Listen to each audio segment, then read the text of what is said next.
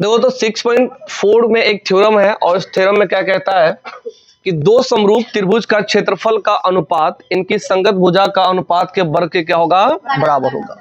तो यहाँ पे दो समरूप क्या बोल दिया, त्रिभुज बोल दिया, बोलो है ना रे। तो हम फिगर ड्रॉ कर लेते हैं, ठीक है। तो ये ए बी सी, अरे बोलो हाँ है ना। और एक और हम क्या करते हैं, त्रिभुज को ड्रॉ कर लेते हैं और इसको ले लेते हैं डी एफ। क्या लेंगे, डी ई और क्या होगा एफ की बात करें, समझ है ना। तो ये दो समरूप क्या है, त्रिभुज है। तो इसमें क्या कहता है कि मान लो कि त्रिभुज ए बी सी सिमिलर है किसके साथ, डी ई एफ के साथ, डी ई एफ के साथ, बोलो हाँ या ना। तो इसका जो कॉरस्पॉन्डिंग साइड होगा, मतलब ये साइड इस साइड के क्या है, इक्वल होगा। अरे बोल ना, ये साइड इस साइड का होगा इक्वल, और ये साइड जो है वो इस साइड क्या होगा रे, इक्वल होगा। कोई दिक्कत। तो यहाँ पे अगर हम बात करें, यहाँ पे लिख सकते हैं, तो अगर यहाँ पे त्रिभुज ए बी सी पैरेलल क्या है, सिमिलर है किसके साथ, डी एफ के साथ, तो हम लिख सकते हैं कि ए बी अपॉन में डी इज इक्वल टू क्या होगा रे, बी सी अपॉन में ई एफ, और ए सी अपॉन में क्या होगा, डी एफ। बोलो हाँ या ना, कोई दिक्कत। तो यही जो है क्या है, संगत भुजाओं का अनुपात के वर्ग के बराबर होता है, ठीक है ना। तो हमें प्रूफ करना है, टू प्रूफ है ना, या सिद्ध करना है, क्या करना है, सिद्ध करना है कि area of triangle A B C, अरे बोलना, दो समरूप त्रिभुज का क्या है यहाँ पे दिया हुआ है, क्षेत्रफल। तो एरिया ऑफ ट्रायंगल क्या होगा, ए बी सी अपॉन में क्या होगा रे, area of triangle, area of है ना ट्रायंगल डी ई क्या होगा एफ, क्लियर है, इज इक्वल टू जो होगा उसके संगत भुजाओं के अनुपात के वर्ग होगा। तो संगत भुजा यहाँ पे ये है ना, तो यह ए बी अपॉन में क्या होगा डी ई, अरे बोलो है ना, और इसका क्या हो जाएगा स्क्वायर, ठीक है, इज इक्वल टू जो होगा वो दूसरा क्या होगा बी सी अपॉन में ई सी, और इसका क्या होगा स्क्वायर, अरे ई सी कैसे होगा रे, और डी ई हो गया, ई एफ ना होगा, ये ई एफ है ना, ई एफ, ठीक है ना। और यहाँ पे अगर बात करें ए सी अपॉन में जो है डी एफ का क्या होगा होल स्क्वायर, समझे ना। तो ये एक फॉर्मूला भी है और ये एक क्या है थ्योरम भी है, बोलो है ना रे, समझे ना, कि अगर दो त्रिभुज समरूप है, दो त्रिभुज क्या है रे, तो उसका एरिया का अनुपात अगर आप निकालोगे तो संगत भुजा के अनुपात के वर्ग के बराबर होगा, बोलना रे, कोई दिक्कत। हाँ, तो सिद्ध हम कैसे करेंगे, देखो हम क्या करते हैं, ए से एम लंब किस पे डालते हैं, बीसी पे डालते हैं, ठीक है रे। ए से एम लंब किस पे डालेंगे, बीसी पे, और डी से डी एन, डी क्या होगा रे एन, लंब जो डालते हैं वो किस पे डालते हैं, ई एफ पे डालते हैं, समझे ना। तो यहाँ पे जो एंगल जो बन रहा है वो कितना डिग्री बन रहा है, 90 डिग्री, बोलो हाँ ना, कितना डिग्री बन रहा है रे, 90 डिग्री, कोई दिक्कत। तो सॉल्यूशन स्टार्ट करते हैं, ठीक है। देखो यहाँ पे कि एम लंब जो है, एम जो परपेंडिकुलर है किस पे है, बीसी पे, तथा है ना डी सॉरी डी एफ है ना, तो डी एन परपेंडिकुलर किस पे है, ई एफ पे, चले एम परपेंडिकुलर बीसी तथा डी एन जो परपेंडिकुलर है किस पे, ई एफ पे। तो अगर मैं area of triangle A B C अगर हम करें तो देखो यहाँ पे राइट एंगल बन रहा है, तो त्रिभुज का जब राइट एंगल बनता है तो फॉर्मूला क्या होता है, 1/2 आधार गुने शीर्षलंब होता अरे होता है ना रे।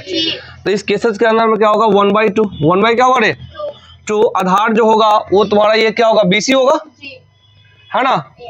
और यहाँ पे अगर बात मल्टीप्लाई में क्या होगा AM हो जाएगा, ठीक है ना। इसको समीकरण क्या मान लो, फर्स्ट मान लो, ठीक है, कोई दिक्कत। इसी प्रकार जो है ना एरिया ऑफ ट्रायंगल GE और F में निकालते हैं, है ना। एरिया ऑफ ट्रायंगल क्या होगा GEF, तो यहाँ पे क्या होगा 1/2, 1/2 और इसका जो बेस है वो कौन हुआ EF हुआ, अरे बोलो हाँ है ना EF, और यहाँ मल्टीप्लाई में जो होगा वो क्या होगा TN हो जाएगा और समीकरण क्या हो जाएगा सेकेंड हो जाएगा। क्लियर है, कोई दिक्कत। मैं इसको प्रूफ कर रहा हूँ। तो यहाँ पे हमें जो गिवन है वो क्या गिवन है कि मैं 2 समरूप त्रिभुज है, तो ABC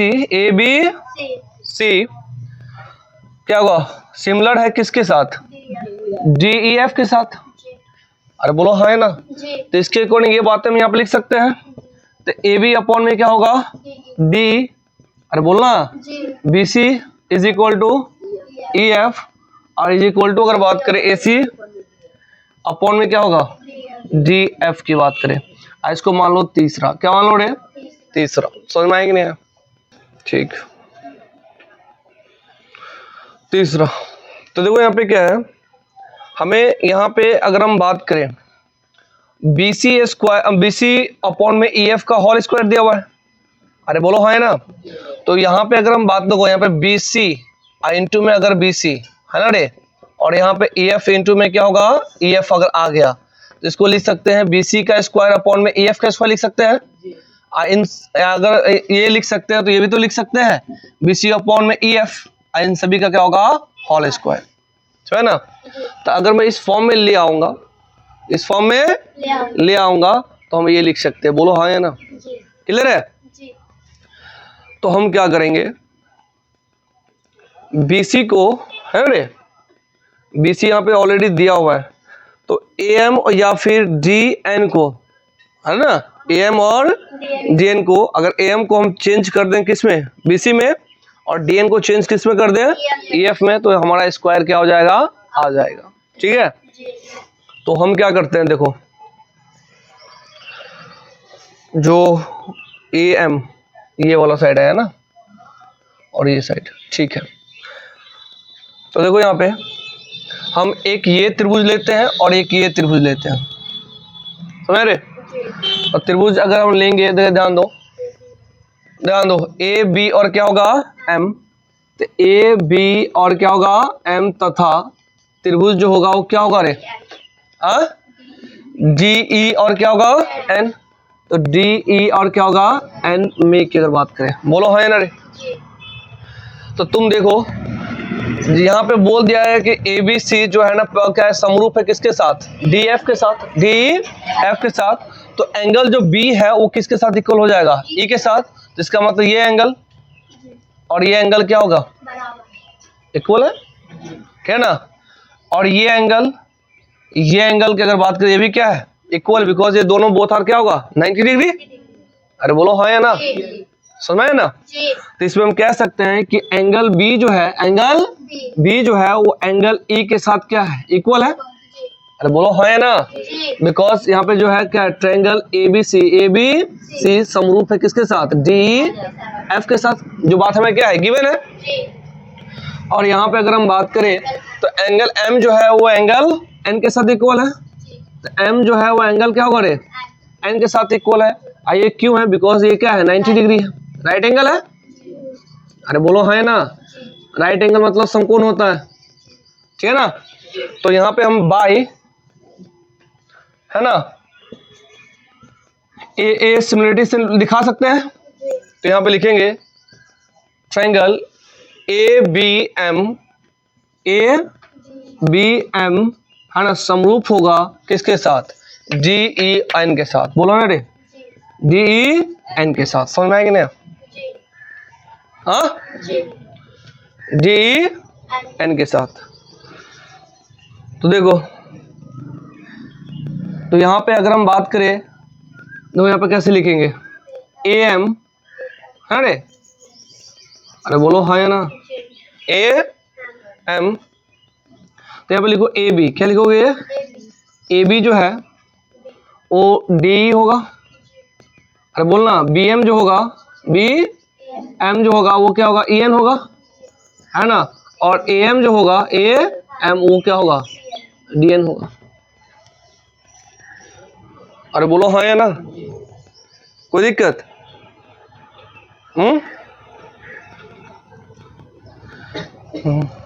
ए बी, ठीक है। तो ए बी और ए एम, तो ये आ गया। इसको मान लो कितना? 4 मान लो, है ना। ये 3 माना था, ये क्या हो गया? 4। क्लियर है? कोई दिक्कत? बहुत लंबा जा रहा है। देखो इस 4 को हम किस में रख देते हैं? 3 में, ठीक है। तो जब यहाँ पे लिखेंगे समीकरण 3 में 4 के मान रखने पर, 4 के क्या होगा? मान रखने पर, है ना। तो समीकरण 3 क्या है बताओ? ए बी अपॉन में डी ई, अरे बोलो है ना। बी सी अपॉन में क्या रे? ई एफ हो जाएगा, ठीक है ना। और ए सी अपॉन में जो है वो क्या होगा? डी एफ की बात करें, बोलो है ना। तो हमें इससे तो कोई मतलब नहीं है, बट तुम देखो कि ए बी और डी इक्वल इसके साथ भी है और इक्वल इसके साथ भी है। तो हम कह सकते हैं कि जो ए बी के जगह पे हम एम अपॉन में डी एन लिख सकते हैं। अरे बोलो है ना रे, नहीं लिख सकते? हाँ, तो ए बी के जगह पे हम लिख सकते हैं कि ए एम अपॉन में जो होगा वो क्या होगा? D N is equal to B C upon में ई एफ, बोलो है ना। ऐसे में कोई लेना देना नहीं है, हमें ये चीज आ गया, बोलो है ना। तो हम ए एम अपॉन में डी एन को इक्वल कर दिए बी सी अपॉन में क्या होगा? ई एफ, समझ में आया? इक्वल कर दिए। इसको मान लेते हैं कितना? 5। क्या मान लेते हैं इसको? 5 मान लेते हैं। तो देखो यहाँ पे समीकरण क्या करे, अगर हम देखो यहाँ पे जो दिया हुआ है, यहाँ पे क्या है? रेशियो दिया हुआ है, अनुपात दिया है। तो इसी के में हम क्या करेंगे? डिवाइड करेंगे इसको। तो समीकरण क्या होगा यहाँ पे? समीकरण क्या? फर्स्ट को सेकेंड से क्या करना है? भाग देना है। अरे बोलना हाँ या ना। तो यहाँ पे जो आएगा वो एरिया क्या आएगा रे? Area of triangle A B C, अरे बोलो हाँ या ना। ये आएगा एरिया ऑफ ट्रायंगल क्या होगा रे? डी ई एफ आएगा। क्लियर है? तो एबीसी का फॉर्मूला क्या है? 1/2, है ना। यहाँ पे क्या होगा? बीसी अपॉन में बीसी इंटू में एम, अरे बोलो हाँ या ना। ये क्या आएगा? 1/2, ये क्या आएगा? ई एफ इंटू में क्या होगा रे? टी एन की बात करें, अरे बोलो हाँ या ना। तो ये से ये क्या हो गया? कट गया, कोई दिक्कत?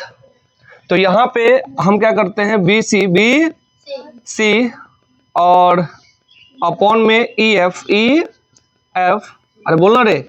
अब मल्टीप्लाई में अगर करेंगे तो ए एम अपॉन में डी एन, अपॉन में डी एन किसके इक्वल हो आया रे? बी सी अपॉन में एफ का इक्वल आया। तो इसके जगह पे हम लिख सकते हैं बी सी अपॉन में ई एफ डाल सकते हैं। ये क्या हो गया? बी सी का स्क्वायर, ये क्या हो गया? ई एफ का स्क्वायर। इसको हम लिख सकते हैं बी सी अपॉन में ई एफ का क्या होगा? Whole square. समझ में आया? कोई दिक्कत? देखो अगर बी सी अपॉन में ई एफ ये किसके इक्वल है बता? ए बी अपॉन में डी के भी इक्वल है और ए सी अपॉन में डी एफ के भी इक्वल है। तो सिमिलर हम बोल सकते हैं क्या कि ए बी अपॉन में डी ई का होल स्क्वायर हो जाएगा और ये इसके भी इक्वल है। तो ए सी अपॉन में जो होगा वो क्या होगा? डी एफ का क्या होगा?